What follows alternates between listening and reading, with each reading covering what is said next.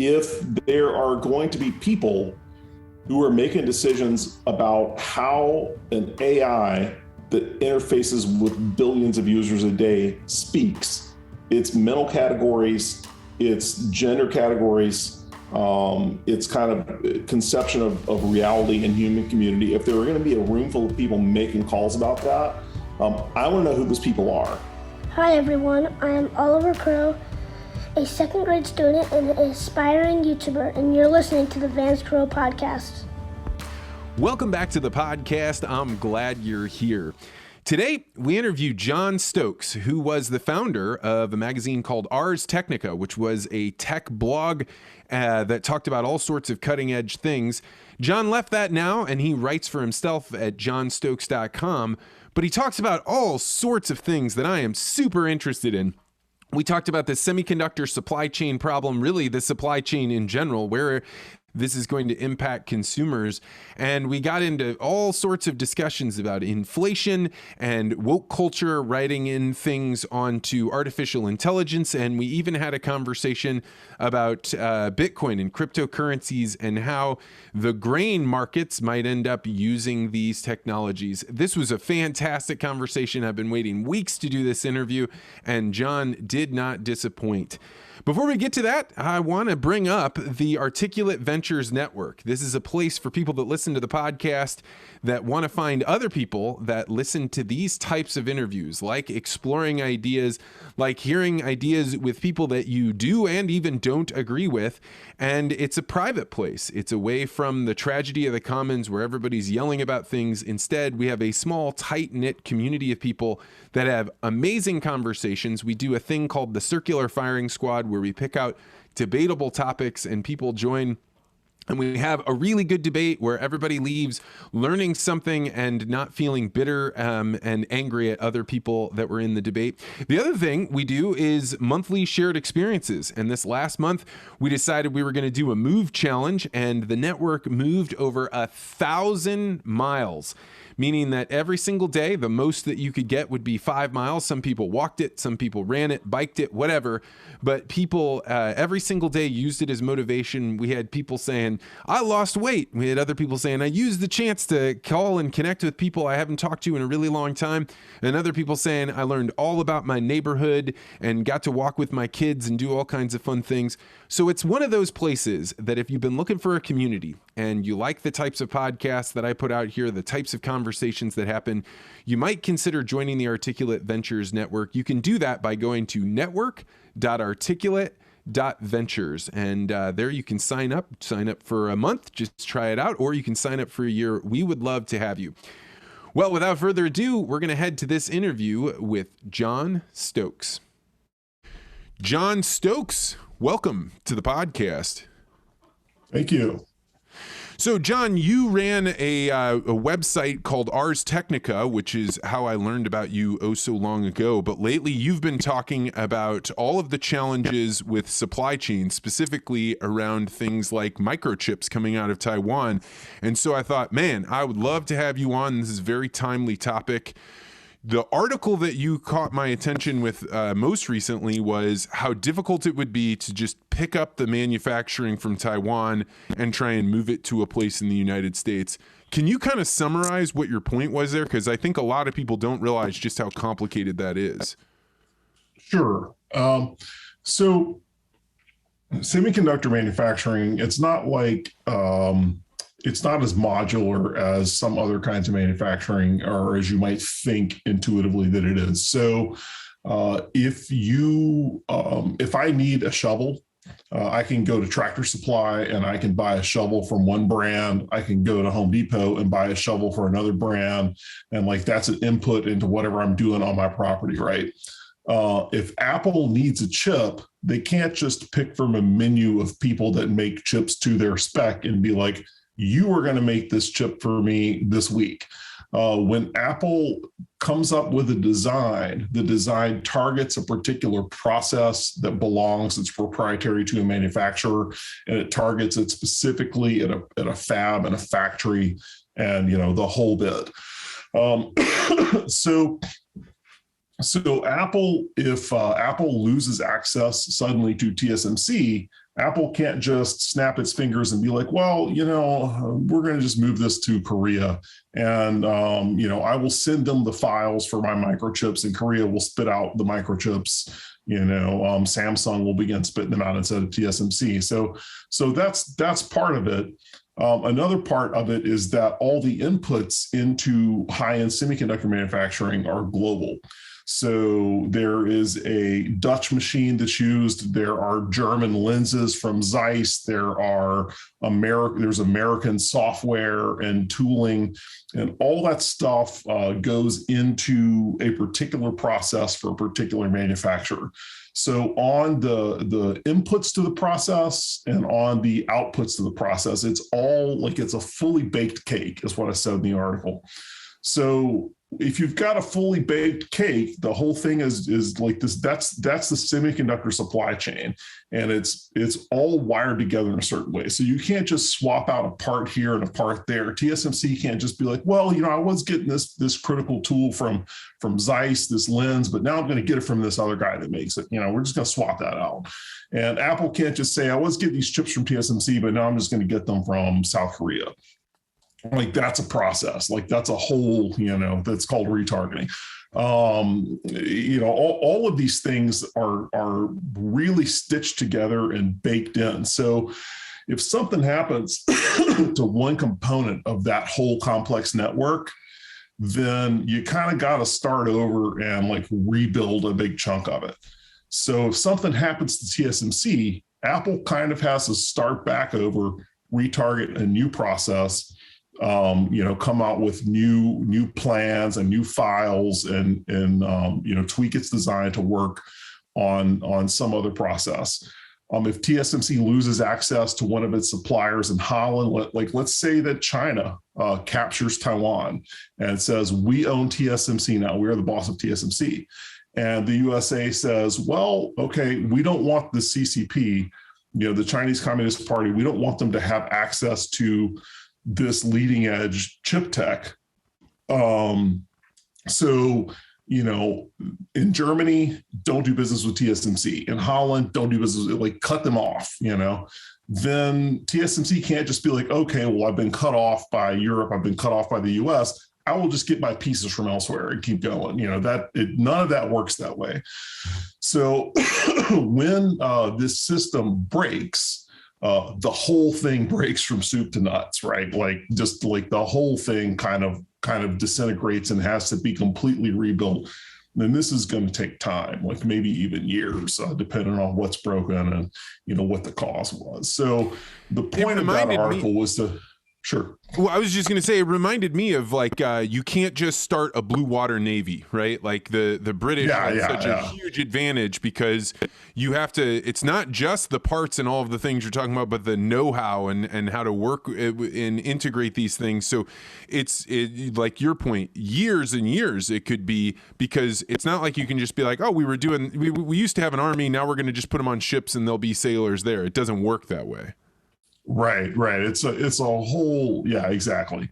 And that was sort of my point, was that with the article, the bigger picture of the article was like, look, if China invades Taiwan, they can't just capture TMC the way that you can capture an oil field. If somebody invaded Saudi Arabia, they could capture the oil fields and the facilities, and they could bring some people in and start them up, and then we could just, steal all the oil, right?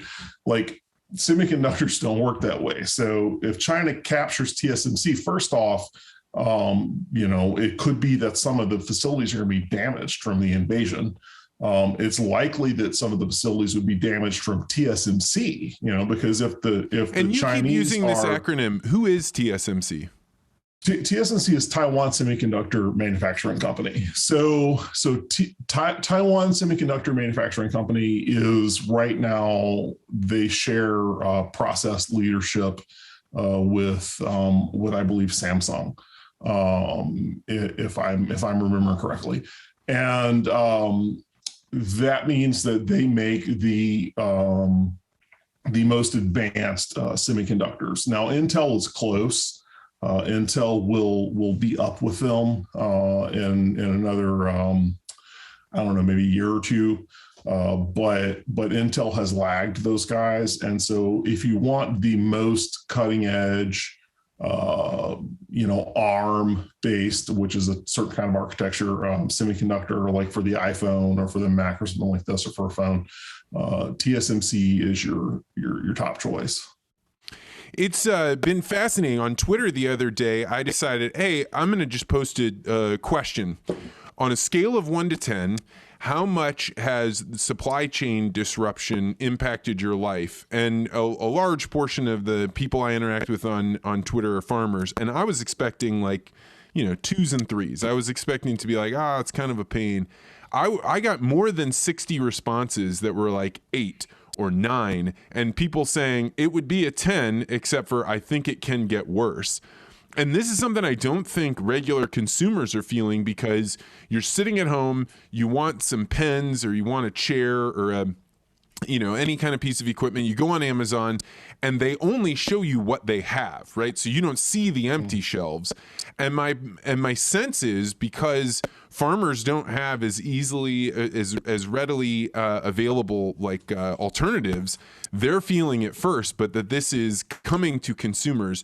Do you think are we going to start feeling the pressure around microchips from the supply chain issues in the regular consumer world anytime soon? So I think we already feel that. So obviously the one place that's happening is with automobiles. And there's a few things to know, actually. TSMC makes higher end microchips. There are so-called legacy nodes. There are older chips, older plants that make chips on an older process. Those are valuable. Those go into cars and telephone boxes and all manner of gadgets. I've got this I'll go different. I've got this Surefire flashlight here. It's got like a little chip in the emitter somewhere. It's got some control circuitry. That stuff is made on these older nodes, and those older nodes have been a lot of what's out of stock.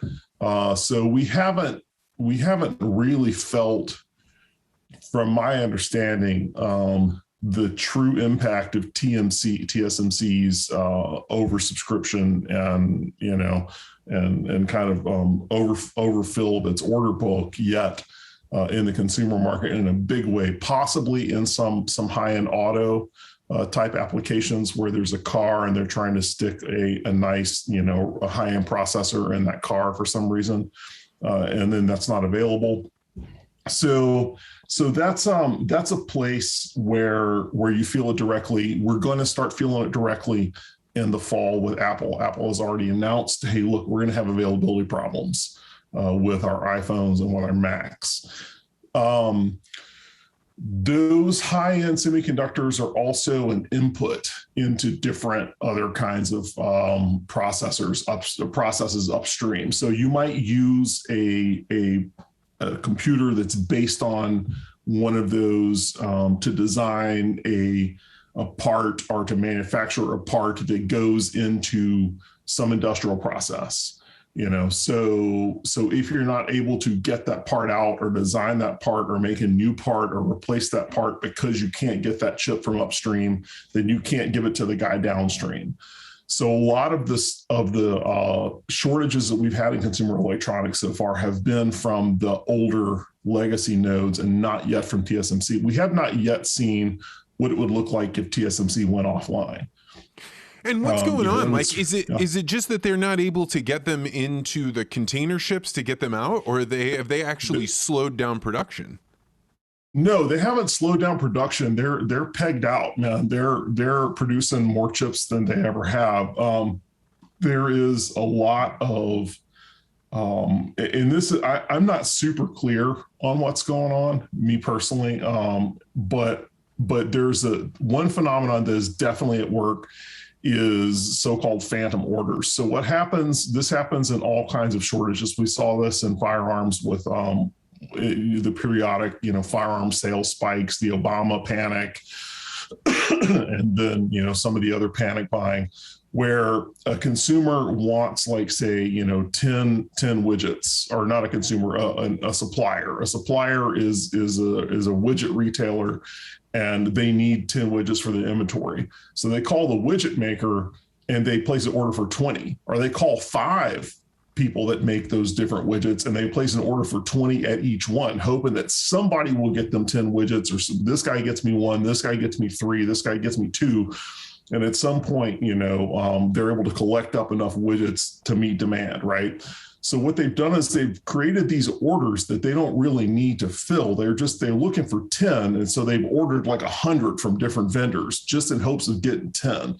This is happening across the supply chain, and it's happening in semiconductors. It's happening in electronics, where a shop needs a critical part.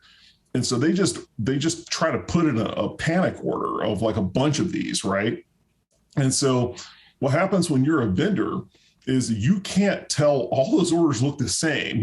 This guy is swearing to you on the phone that he really needs like 50 of these chips. And you don't know if he needs really 5 or if he needs all 50, or, you don't know where the slack is. So you've got 50 orders on your books and you can't tell which ones are these phantom orders, and which ones are actually legit consumer demand. And so many of these manufacturers are in that boat with everything. And it's not just microchips. It's this kind of thing happens probably with upstream parts for toasters and microwaves and farm equipment and whatever. The guy that's making that piece of equipment knows that in order to meet, he knows what his demand is. He knows that the lead times have stretched way out for these critical parts that he needs. So he just calls up everybody and places a cajillion orders, and you multiply that across the economy, and you have this phantom demand that is built up. And it takes a while for everybody to dial it back down, for people to cancel the orders. So what some guys are doing, what some manufacturers are doing is they're saying, you're going to give me a deposit on these orders and you're contractually obligated to take delivery of them, So they're trying to cut down on this kind of like, well, I only need 5, but I'm going to order 50. They're saying, look, if you want to order 50, you can order 50, but you're going to sign on the dotted line that you will take delivery of 50 and you will pay me for 50. And so, and there are OEMs that are desperate enough to do that, so they are signing, at these inflated rates for inflated inventory so that they can take delivery of all that stuff. So there's a demand surge that is hitting TSMC. There's a demand surge that's hitting the semiconductor industry. There's a demand surge that, hit lumber a while back and then cratered, and now it's hitting steel. So this is kind of moving in waves across the supply chain. Shipping is a factor. So you asked me what the factors were. So one is these phantom orders. That's a factor. Like there's real demand from the stimulus, from the restarting of the economy. There's legit demand. There's phantom order demand, like this fake demand that's like, puffed up out of panic. There are very real shipping constraints. China lost shipping capacity just like 2 or 3 weeks ago, lost a chunk of air freight capacity from COVID, crews being out from COVID. They have ports closed from COVID. They have factories closed from COVID. So they have, Delta is hitting them. The Sinovac vaccine is just not very good. It wasn't that great against, version 1.0 of coronavirus. And it's really not that great against Delta. So they have, outbreaks. They are probably not able to control them. They have had flooding over there, so they have had a lot of different challenges keeping their ports open, keeping their factories open and staffed, and keeping their internal, engine humming. So there's all kinds of supply constraints that are going on there. So you've got shipping, you've got supply, the whole thing is a mess. And then on top of that, you have businesses that are sitting on just piles of cash.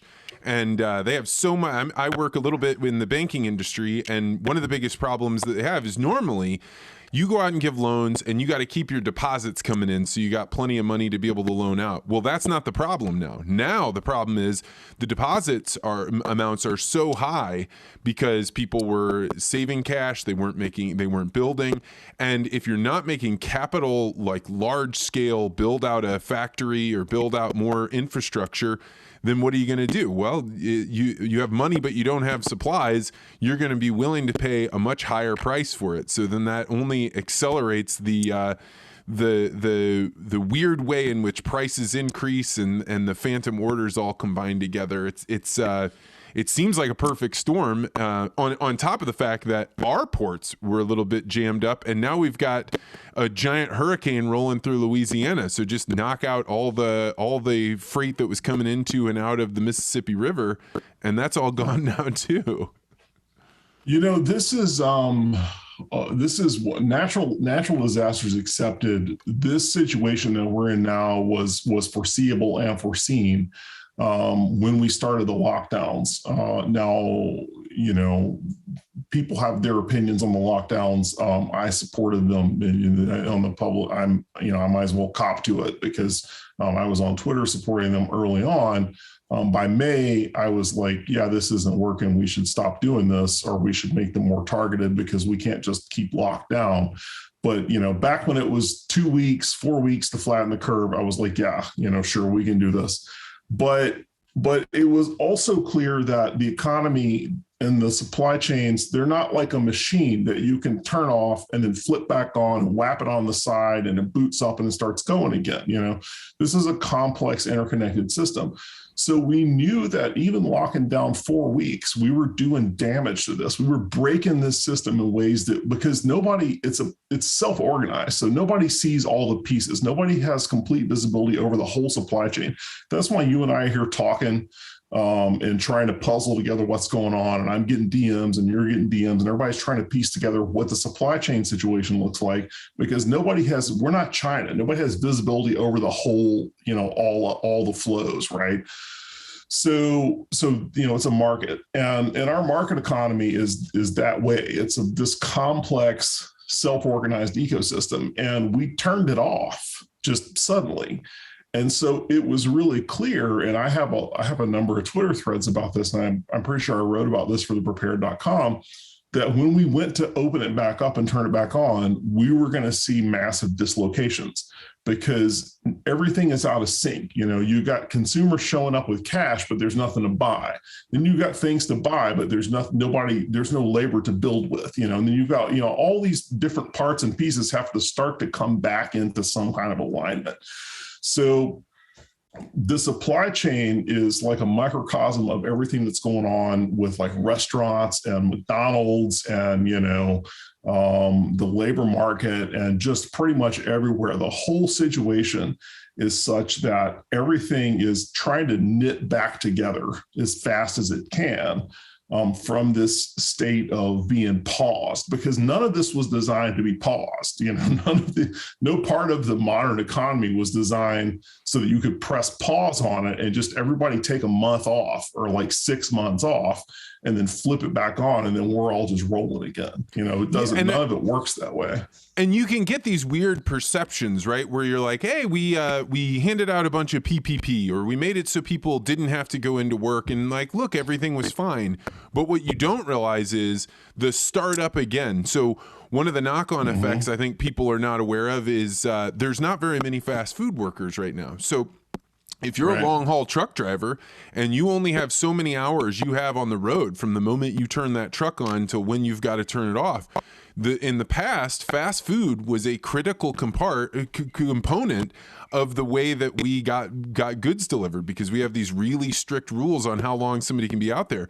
But if you all of a sudden have fast food places that are running at 40% of their labor, now the lines to get through fast food takes longer, which means those truckers aren't moving stuff and they've got to shut their trucks down. There's no ifs, ands, or buts about it. And so you have this little tiny thing where you think, McDonald's doesn't have enough workers. Yeah, you wait in line a little bit longer, and you don't realize, no, that's stopping your milk from getting to the grocery store. It's stopping Best Buy from getting computers. It's stopping the components from showing up at the factories. And to your point, like, there are millions of these things. The unforeseen stitching together is absolutely impossible to predict over the large scale. So when you think about the angle that you know about, I often say, like, you never really learned anything until you've changed something about your behavior. What about your behavior has changed because of what you know about supply chain? I certainly am somebody who plans their purchases now in a big way. So, and this started last summer, where we knew, hey, the kids are probably going to be out of school this year, and they're going to be remote, and we're going to buy Chromebooks, before they go out of stock. And so we bought Chromebooks for the kids like early, buying some Christmas presents early, not doing like the full Christmas thing, but just like trying to buy some of this stuff early so that we don't get caught in a rush. So really it's just about not assuming that something that I need is going to be in stock and planning to wait, So right now we're trying to get a whole house generator for a guest house that we just built on the property that took a really long time because of supply chain. And, there's no whole house generators right now. So, you just kind of put in the queue and you cross your fingers and you hope to get one. And so it's really about changing your sort of consumption patterns to match the fact that there are just no guarantees that you're going to get what you want. So, John, moving away from supply chain, I have it on just one of my connections was in a grain meeting, a very large one. And for the first time among all these farmers, as they're putting forward their ideas, somebody stood up and said, what happens if the U.S. dollar is no longer the reserve currency? What would it take for our grain organization, it was a specific one, to move into cryptocurrency? So you are in the world of crypto. If you were advising, some large industrial group to dip their toe into the world of crypto, how does one even begin this conversation? And is that the right place to start from? Like maybe the U.S. dollar might not be the reserve currency that we trade grain in? Yeah, this is that's a big question. I am not a crypto is going to replace fiat kind of person. That's not my entry point into crypto. My entry point into crypto is as a software person and as somebody who thinks about complex systems and resilience and things of that nature. So you have a sort of large camp of crypto people who are like, well, we want to use this as money. I don't really care that much about buying and selling things in Bitcoin or, whatever the flavor of the week coin. I'm more interested in, can we build a resilient payment system that is censorship proof? Can we build publishing platforms? Can we do interesting banking things that get around these toll collectors in the system, these choke points in the financial system? So some of that involves using crypto as money, and some of it maybe doesn't. So if I, was advising some kind of trade group in terms of thinking about that, the place I would start with them is to just Bitcoin, just look at Bitcoin, maybe set up some kind of working group and set up some kind of strategy around Bitcoin, because Bitcoin is still kind of what they call the Schelling point. It's the kind of the default. There are other coins out there. I think Ethereum is great. I like Ethereum. I'm bullish on it. There are so-called, like next generation blockchains that are really nice. There are proof of stake and proof of space and other kinds of more energy efficient blockchains. And I think that there's going to be a role for those and a place for those, but it's still really early days.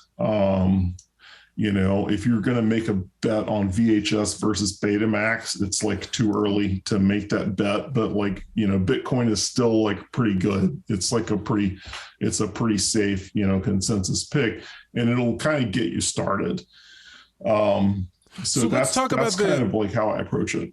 Let's talk about the censorship-proof payment processing, because I mean, having worked in the banking industry, I don't think people realize, like, if you go and make a weird transaction, you bring in, it's not just $10,000, it's like cash in a weird amount. The bank is obligated to put in what's called a SARS, a suspicious activity report. And that is only the beginning of all of the reporting that goes on, and that's the federal government's role in censorship. Are you talking about being censorship proof from that, or are you talking about cancel culture saying, "Hey, Visa, if you process these people's payments, you're a bad person because they're a bad person." I'm talking about the range of it.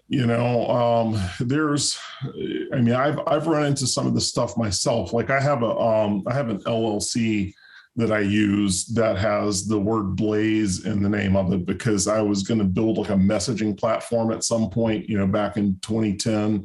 And I had like, it was going to be fast. And so I put Blaze in the title and, now this is a marijuana reference, right? So I used I used that domain name for my LLC and it's registered in Texas. And I paid my friend in Texas for some work. And when he got that payment, his bank closed his account and did not give him an explanation. And they just treated him like a criminal. And we're pretty sure they thought that he was doing weed business, because of I'm paying him from this, this account with Blaze in the name of it. And they're like, yeah, this is some kind of weed thing. And, it's pot related and it's not legal in Texas. And we're going to close you. So he just got his checking account closed. Boom, it's done. Well, and what people don't realize is the bank's not even allowed to tell him, right? Like if they're reporting to the government and it's one of those things, the government says like, you keep your mouth shut about this. It's like a dangerous thing for banks to talk about at all. That is fascinating. Mm-hmm. Yep. So that was not just that, like moving up the stack. There's Operation Choke Point, which took place, in the Obama years where a lot of credit card processors and banks were trying to deplatform firearm sales. So, if you had a gun shop or something, they wanted the banks to not do business with you. And New York was using its kind of special status as a financial regulator, local New York authorities to say, to lean on banks to drop these kind of politically disfavored businesses like guns. So this is happening in the adult industry now with this OnlyFans, deplatforming that just got reversed. So these kinds of things, guns, porn, this stuff, like you may not like it, you may like it, whatever. You may be libertarian and not care, but these things are kind of the canaries in the coal mine for the payment system, So what can crypto do to get around this stuff? Like, how do you explain this to people that aren't familiar with the world of crypto? You can, with crypto, if you've got like some kind of payments layer where it's not all rooted through the banks. I mean, in the DeFi ecosystem, the decentralized finance ecosystem, you can get loans now, you can get microloans, and you can do all kinds of like money transfers that's essentially like cash. It can be anonymous, it can be pseudonymous. You can do know your customer, you can not do know your customer. And people, the first thing people think is, oh yeah, this is just for ransomware or for money laundering. But it's also for these kinds of politically motivated attacks where, a centralized banking system just decides, hey, we don't like this industry. We're going to boot them off the payments, off of payments. And, those of us that like, firearms are kind of my thing. I'm into guns. And I want to be able to go to a local gun store and buy a firearm, and it's my legal right to do so. And if MasterCard doesn't like it, like I don't care if MasterCard doesn't like it. I don't care if Chase likes it. I shouldn't have to care if Chase or if MasterCard support my Second Amendment rights. I should be able to just pick that stuff off. If it's legal, I should be able to do it. And I don't want this kind of extra legal situation where MasterCard can come in and can censor me. And if I've got alternatives, for exchanging money and for doing banking and for doing credit and stuff like that, which the crypto ecosystem is building and is providing, then I don't have to worry about what Chase thinks or MasterCard thinks about, my shopping habits. What is the time horizon for this kind of ecosystem to come up? I mean, you're saying it already kind of exists, but you really have to know what you're doing. You'd at least have to have a sense for where to go and who to trust. When does this become something that a motivated person but that isn't well connected could start using? Um, I think probably a motivated person can already use some of this stuff right now. You can already access a lot of these apps and a lot of these kind of tools right now if you're nerdy enough. So then, you've got this motivated person, they can do it. Where do they even go if they wanted to be able to start separating from the more traditional banking credit system? Yeah, that's a I am not somebody that has gone down that path at all. I have friends that do it, and so I can't give like a nuts and bolts, walkthrough other than set up a Coinbase account, kind of start playing around with that. Check out Uniswap. That's a decentralized exchange. So if you just Google UNIWSA or SWAP Uniswap, that's like a distributed Coinbase. And so if you Google DeFi intros. I mean, probably this is something that I should write about, is like sort of a more nuts and bolts intro. But I personally am not I'm still very much tied to the traditional financial system. Like I'm kind of waiting on some of these things to develop. I'm not an early adopter with this stuff, or really with most of anything. I know too much about tech to be an early adopter of especially something critical, like for my finances. So I'm not the guy to walk anybody through like how to kind of unplug from the banking system and get loans on Uniswap and that kind of thing. So speaking of early adopters, you've written a lot about artificial intelligence and machine learning, and one of the big subjects that you were covering that I thought was like touching a third rail was people claiming that we're putting ethics and morality into the AI that are, bad or not correct or biased or so. First of all, what prompted you to jump into this space, and how did it go for you? Yeah, that was kind of an interesting journey. So Google and how to zoom out on this. So the first thing to know about AI and modern so-called large language models is that they're very, very expensive. They're getting cheaper. But with AI, we are kind of in the same world that we used to be in the 70s with mainframe computing, where, the old Bill Gates or the fake IBM quote, like there's maybe a world market for 5 computers or something, you see this circulating.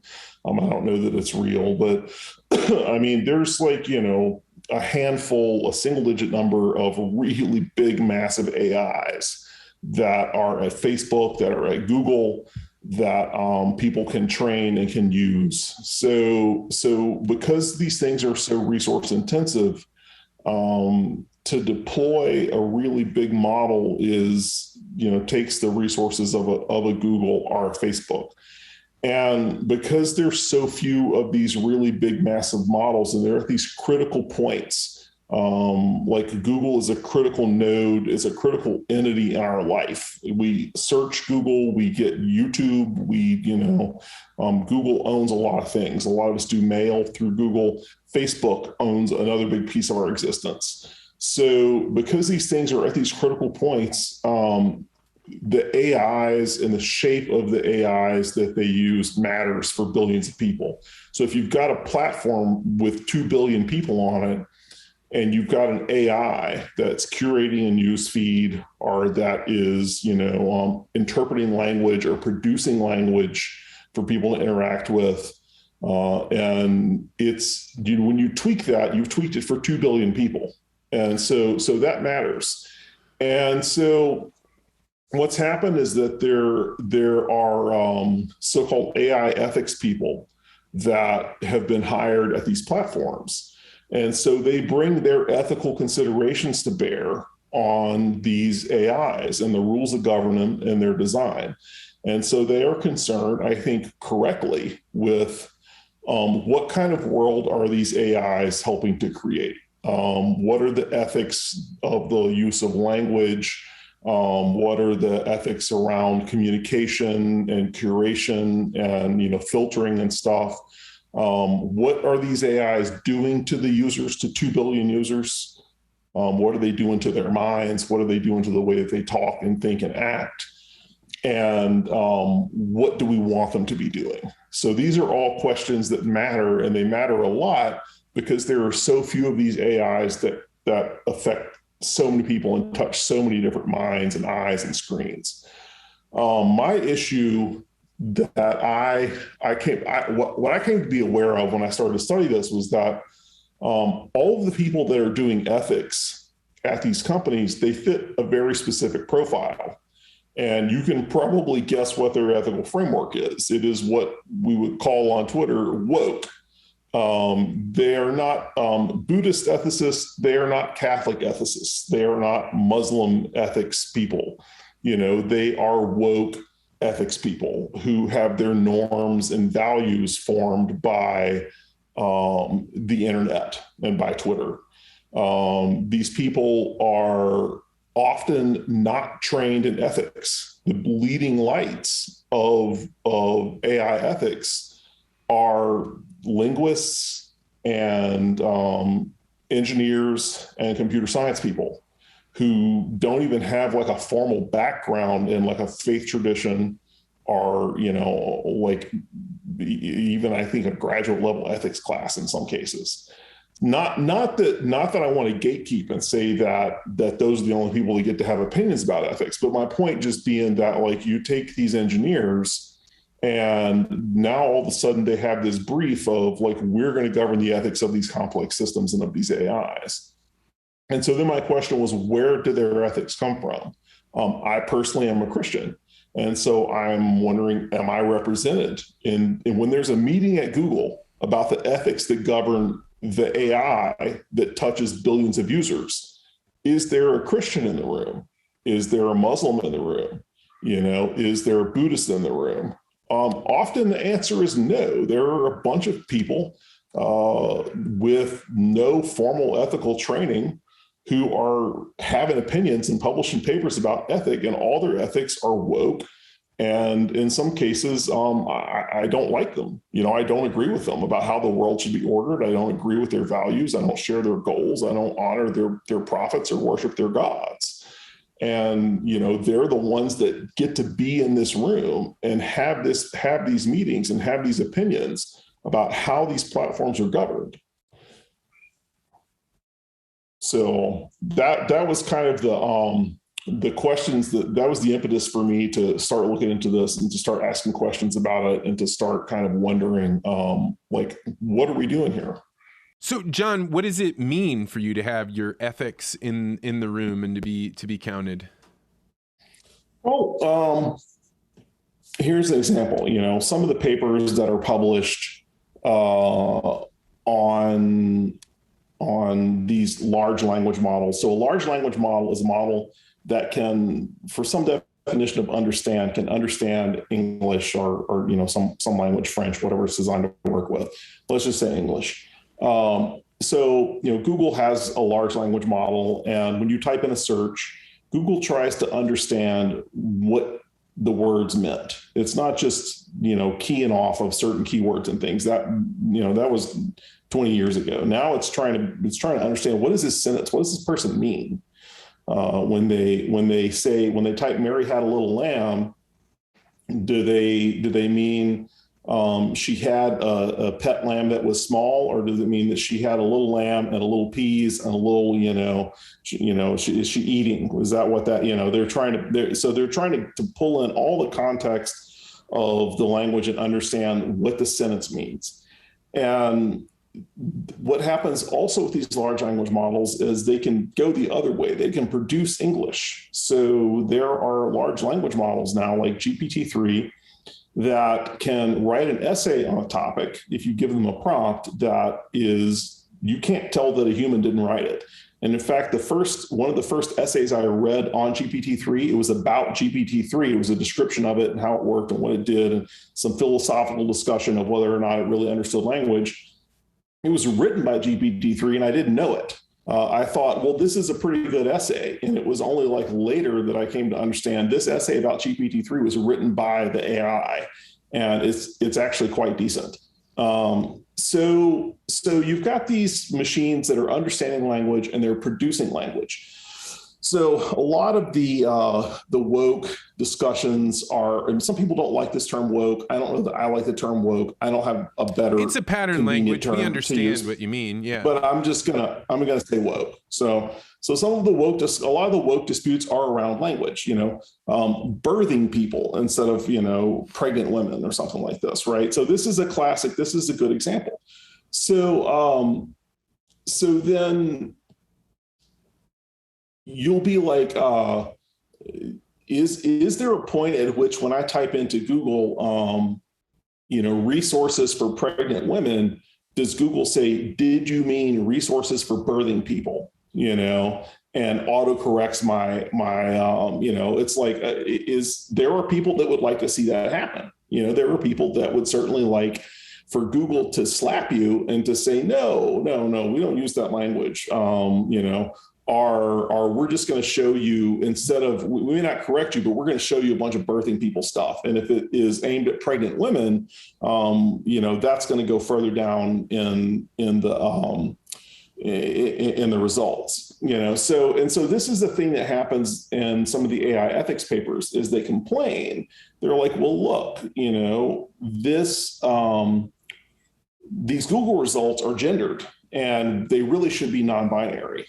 And, this is an affront and this is violence. This is literal violence to non-binary people that this Google result that I typed up, implies a gender binary. And so these people want, these are the kinds of people that are in the meetings where it's going to be decided like what my user experience for Google is going to be, I don't particularly care what they think about what is literal violence and what is not literal violence. I don't subscribe to their gender theology. I don't believe in an inner felt gender that people have or any kind of thing like this. So, and people from my tradition typically don't believe that stuff. We have our own theology of sex and of gender, that goes back to St. Paul and Galatians. And we have our own ideas about how the universe is structured and about how human society and human community are structured and about the kinds of things that we want to see reflected in the language. We have our own linguistic practices and we like them and we would like to keep them. And we would not like to have them colonized by woke people who are, working for Google. So when I say I want my faith community in the room in that meeting, I mean, I want someone that I share some kind of recognizable linguistic reality with and set of commitments and understanding of the world to be in the room and to say, well, look, you don't get to dictate for a couple of billion users how they're going to think about gender and how they're going to speak about gender and biological sex and these kinds of things. You don't get to just decide that unilaterally and impose that on billions of people. You're going to have to reckon with this representative of Christians that use Google, or Muslims that use Google, or Orthodox Jews that use Google. So you don't get to just wave your hand. But these folks, if you read their papers and you read their output, they would like to do this. They would like to dictate for the rest of civilization how we think and speak about basic categories of male and female and human. I think one of the big challenges people have when they start talking about things like ethics is they say, well, just because you have studied this doesn't mean that you're more ethical. But what you don't realize until you go study, like I had a great Jesuit education, particularly focused a big time on philosophy and theology. And one of the very first things in very first class of logic was he who controls the definition controls the argument. And the words matter in the way that you describe things and how you decide to define them. And it seems as though what you're describing is almost is like a Tower of Babel, so to speak, right? It's like we're going to change the way that language is. We're going to actually make it based on our reasoning, which to us is as pure as it can possibly be, but it's completely disconnected from any from the hundreds, if not thousands, of years of moral traditions. And it seems like people are dancing on the grave of religion in some way, forgetting that it's not an accident that that these religious faiths came about. The sacrifice that people had to make in order to believe in God, or in order to follow the teachings of their religions, were there because they were lessons hard learned. And when you don't apply them, bad things can happen. So it's amazing to me, because I'd never thought about AI being able to institute this change in society so much faster than even just social media itself, or the change to our universities, that AI could do it on the scale of billions of people within hours of being instituted. Yeah, that's the level of power that we're talking about. And my fix for this, frankly, is that there shouldn't be that much power pooled in the hands of this one tiny and undemocratic institution. If there are going to be people who are making decisions about how an AI that interfaces with billions of users a day speaks, its mental categories, its gender categories, its kind of conception of reality and human community. If there are going to be a room full of people making calls about that, I want to know who those people are. I want to know what their ethics and their commitments are. And I want somebody that represents me and my faith community to be in that conversation. I don't always have to win every argument, but because again, as you say, within a matter of hours, with a deploy of some code, you can make a change that has this kind of massive ripple effect across humanity. I think it was in your Twitter feed where it was talking about the number of people, like positions. So Harvard used to have Harvard Divinity School, and now it's being run by an atheist. Or what is it? Princeton was traditionally a Presbyterian school, and either they have no minister now, or they're also an atheist. It's a fascinating thing to think about, some of these storied institutions moving away from their religious tradition. But when you talk about changing Google or pushing back on Harvard's decision about this, how likely do you think it is that you and your religious tradition can win out here? Yeah, that's a tough question. Harvard is like a separate matter. Just to speak narrowly to Google, I would love to be able to put pressure on them as a Christian to say, look, you need to either fire half of your AI ethics staff, or you need to double the size of it. And either way, whatever the proportion of Christians in the population, nominal or otherwise, is here, we need representation on that staff. I would like to be able to do that, but I can't. And I also, it's hilarious to think about this. I was just having a conversation the other day with a guy that I had a neighbor once who was like, hey, whatever percentage of the population is Black or Latino in a community, then they should be made up of equal representation of police officers. And he just thought that, just assert this. If you tried to do that with religion in order to push back on the woke, to say, hey, we need to have X percentage be Catholic and Protestant and Muslim, people would lose their absolute minds over that. They would think, they would paint that as the most racist, discriminatory thing that you could possibly do. And yet people are totally willing to do that over something that we, like skin color. So it's fascinating that at that kind of logic there. It's funny because, for me, I understand the analogy, but like, if you have a committee that's supposed to be making ethical decisions for a super powerful AI that touches, 4 billion lives, and that committee has 15 people on it, we do got to talk about how it's made up and how it's selected. This is different to me than a discussion about representation in a boarding school, or representation even on a police force, are in some other kind of capacity. These are people that are appointed specifically for who they represent. The people that are on this AI ethics committee, like I said, now they don't have any particularly excellent training in ethics that I can tell. They're appointed based on these kind of like identitarian representational grounds. And if we're going to play that game, then let's have an AI ethics committee that looks like the country and doesn't just look like some elite circle of activists or academics. If we're doing a different kind of situation where it's like nominally a meritocracy or something, or where, we're having elections, or something like this, well, maybe this is different.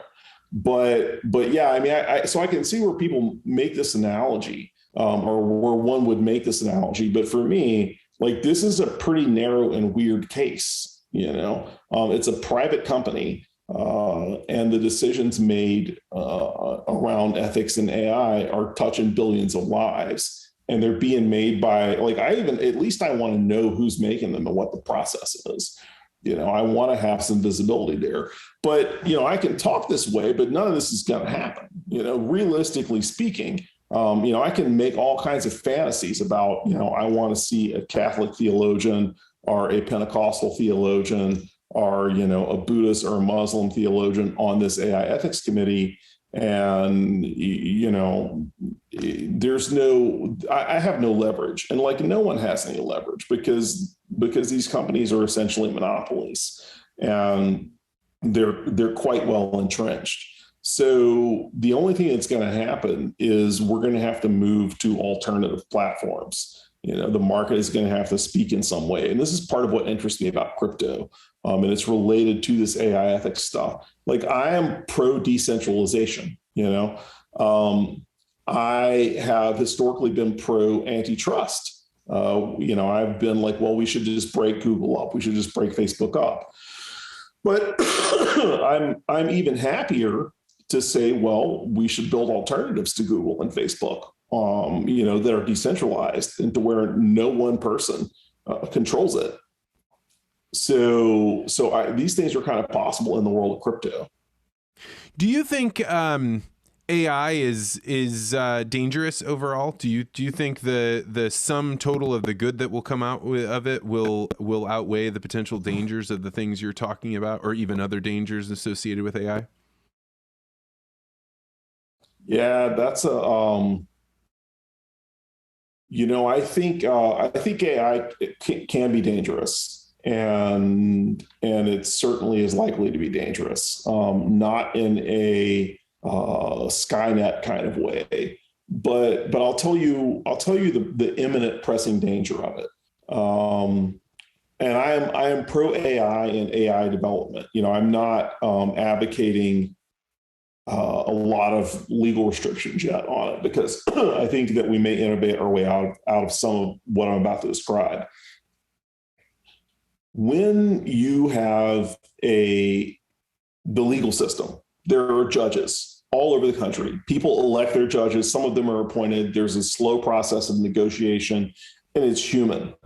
And judges make, sentencing decisions, and they make them in this distributed, organic, crunchy, slapdash fashion. There's apparently studies that show that if you are up for sentencing closer to lunchtime, you get more jail time than if the judge is fresh and happy early in the morning. So judges have their decisions reviewed, so on and so forth. So each judge is an individual human. There's systemic pressures, there's local pressures. There's so many different things that go into that sentencing decision. Some judges are corrupt, and are on the take and sentence people. We had a case in, I think it was Louisiana, where a judge was sentencing kids to juvie because he was being paid by the institution that ran the facility to pack it. So then let's say that you want to solve that problem by introducing an AI. And you're like, we're going to have a sentencing AI. And the sentencing AI is going to look at a bunch of signals and is going to come out with the optimal sentence of justice for all these different cases. And so we're going to take a lot of judge discretion out of the loop. or maybe this sentencing AI is just going to be advisory and is going to suggest to the judges what the sentence should be based on a fact pattern. And we're going to program it and we're going to pattern match it. And the AI is going to look at the case and decide this person should get 5 years, this person should get 2 years, this person should get community service, right? The minute that you offload that decision to a sentencing AI, you can think of that sentencing AI as one judge. So it's like if you had one human judge who was in the loop on every, hundreds of thousands of sentences a day. That one guy, that is a lot of power for one guy, right? And now we're going to give that power to a machine that was programmed by who? What were their interests? Like what did they use to train it on? Is it auditable? Did they test it? How did they go back and validate it? What were the benchmarks for if this thing is good or if how do we know if it's not performing? Like, how do you know if a sentencing AI is screwing up? Like, what are the criteria for this thing is broken, go back and tweak it? Are the criteria published or are they internal? What are the success goals and metrics? What were their targets when they trained it? We don't know any of that. And yet you have these sentencing AIs that are there. And a hiring AI is the same problem. I have a friend who just got a job from interviewing with a robot.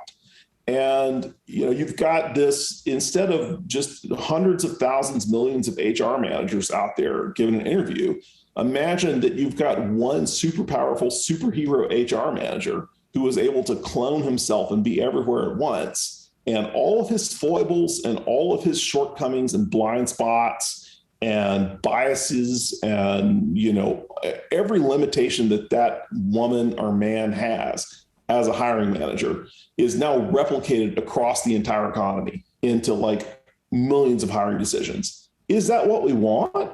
Really? Is that better than having the disorganized chaos of a mess that we have now, to organize and pull all that behind one set of blind spots and one set of weaknesses and one category of fallibility? I don't know that it is. So, this is the conundrum that we're forced into with AI right now in many, many places. Loan applications, hiring, medical care, sentencing, all of these places that I mentioned, and there's an AI somewhere that some company made that's a black box that nobody knows how it was put together and if it even works properly. And it's being sold and somebody's using it as an input into all of those places. And you can think of it again as one superpowered person who is limited. I mean, in antiquity, Zeus is running around and he's raping people and he's stealing things and he's being a bad guy. And the Greeks had this idea of the gods as sort of mega humans. They were very powerful. Zeus is very powerful, but he's also got a lot of problems. Zeus is a messed up guy. In the mythology, and Lucretius actually has Dialogues of the Gods, which I read in grad school, where he tells a lot of these bawdy tales of the gods, and the point is to kind of lampoon them and poke them a little bit, and to highlight how in the Greek stories the gods are almost too much like us. They are just really powerful versions of us, but they're just as screwed up. This is kind of what we're building with these AIs. Is we're building really powerful versions of us that are just as screwed up and in some cases even more limited. And to your point, the Greek gods are in many ways all of the voices in your own head, right? And one of the benefits of having a human being be a judge is that they had to go through things too. They have some form of mercy, saying, that if I had been in that situation, I could see myself there. And all of the factors that go into the humanness of making judgments are really deeply important, and certainly they're flawed. But, to your point, the other day I watched a guy being sentenced, and they said, and he was wearing a mask for COVID, right? So you could only see the very edges of his eyes, and that was it. And to me, I was like, we have absolutely hit a bizarro world in which we are having a judgment in which jurors only see this person's eyes. Now, do you need to see somebody's whole face in order to be able to judge whether they're innocent or guilty? I don't know, but something feels very dystopian and dark and not humane when it's either a judge that isn't real or a person isn't physically standing in front of people. They're on a computer, a closed circuit camera, or they're wearing a mask. A lot of these changes that are going on, certainly for incrementally correct reasons, or incrementally you can understand why you would make that decision. It seems like a dystopian thing, but I had not thought of how big of an impact AI could have on things like court cases. Sure could make the backlog go down faster, but do we really want that? Yeah, there are some things that should be slow and process riddled and bureaucratic, maybe by design.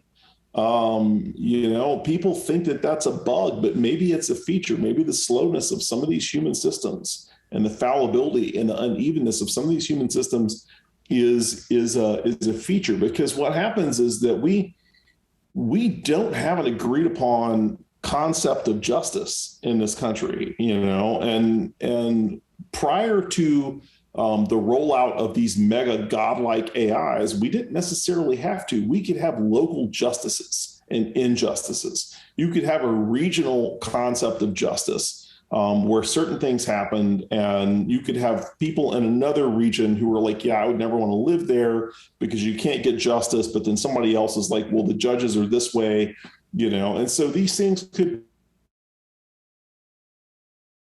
be messy. We could have differing opinions, and you could kind of, we can manage the complexity in a certain way, and you can live in an uncertainty where, and when I say we don't have a concrete conception of justice, look at the the triage concerns around like vaccination versus unvaccination. There are people that believe that if you're unvaccinated and you get COVID, it's your fault and you need to go to the back of the line for care. There are people that believe that if you are unvaccinated and you get COVID, it's the same as if you were vaccinated. It's not your fault and you just go in the regular queue. Okay.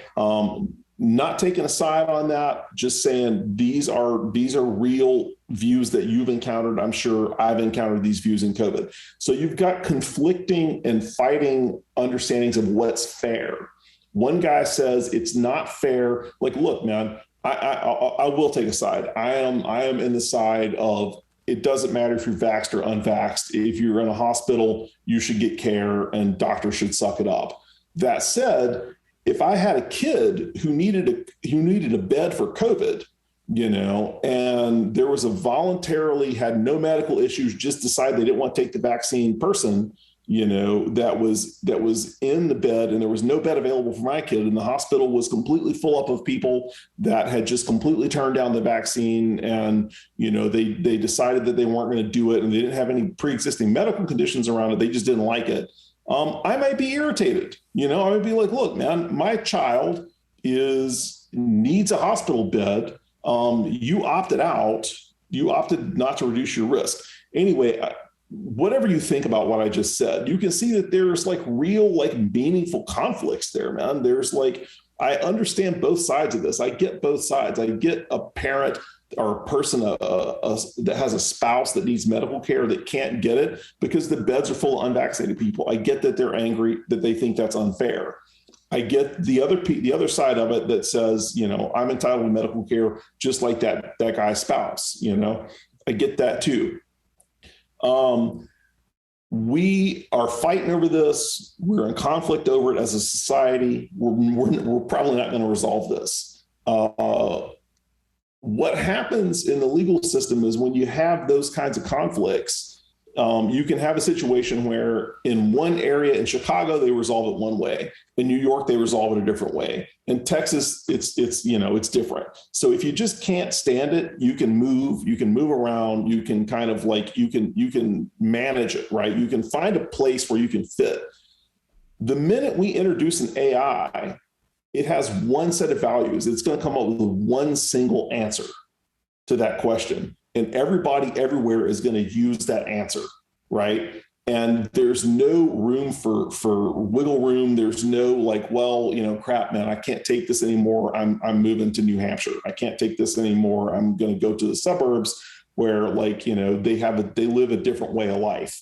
If we were to make those medical vaccination triage decisions with an AI, if every hospital in the country is deciding who gets what kind of care by consulting a single AI, then that is one super powerful policy that one quote person, an AI is making and enforcing.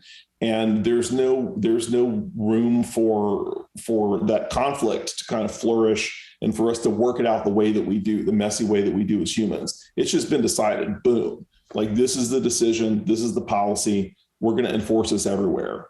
And the minute that code is deployed and the minute that it's pushed into production and everybody gets the latest update and begins using that new decision, then you have just changed policy across the entire hospital system, the entire court system, the entire YouTube content moderation system, the entire Gmail spam filtering system, the entire Facebook newsfeed system, on and on. I could go on and on. Behind every one of these things, there is a super powerful AI. And when somebody makes a policy tweak, it goes out to everybody. And there's no option to run away from it.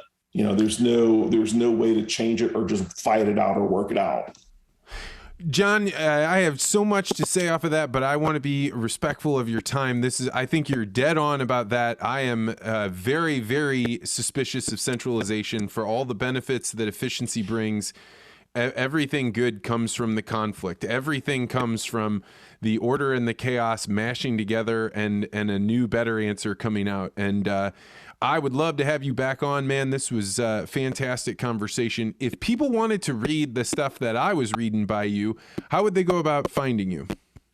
JohnStokes.com. So JON without a H, JONSTOKES.com.